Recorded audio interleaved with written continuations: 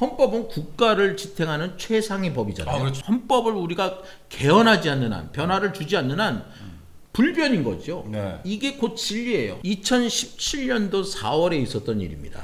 그때 당시에는 박근혜 전 대통령 탄핵 이후로 네. 문재인과 그때 당시 우리 보수 진영에서는 홍준표 후보가 나와서 네. 대선을 치르고 있는데 당시에 홍준표 후보가 어떤 아킬레스건이 있었냐면 2016년도부터 해서 돌아가신 성완종 의원한테 정치자금을 불법 수수했다라는 의혹을 받아서 재판을 받고 있었고 네. 1심이 2016년 8월인가에 아마 징역 1년 6개월 판결을 났어요. 네. 그리고 2심이 고등법원에 가서 계속 다투고 있었어.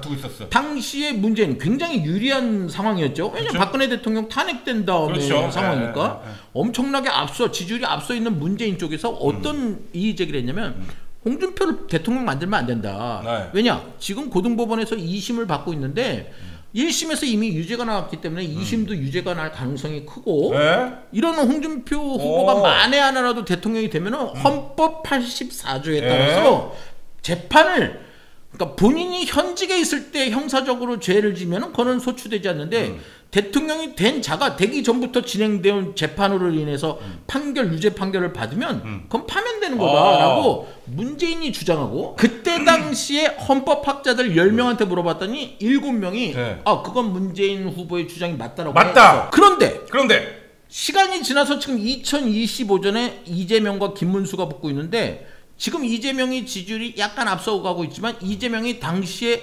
홍준표 후보보다 더 강한 법적 리스크에 있는 거야. 네, 그렇지. 왜냐? 이재명은 이미 3심에서 유죄 결론이 끝났어. 그런데 이재명을 지지하는 세력들과 헌법학자들이 뭐라 그러냐? 대통령이 만약에 이재명이 이 상황에서 된다면 헌법 84조가 형사상 소추뿐만 아니라 네? 기소를 얘기하는 거예요. 소추뿐만 아니라 기존에 있던 재판도 판결이 났다 해도 이거는 헌법 84조에 따라서 이건 다 그냥 없어져야 되는 거다라는 의견들을 내고 있어.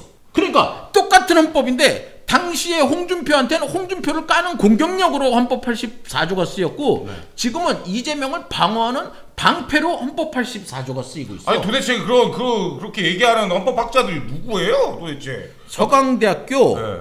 임지봉이라는 인간입니다. 대한민국 헌법 학회장까지 했던 새끼인데 네. 이러려고 공부해서 학자가 되냐? 그러니까 양심 있어야지 사람이.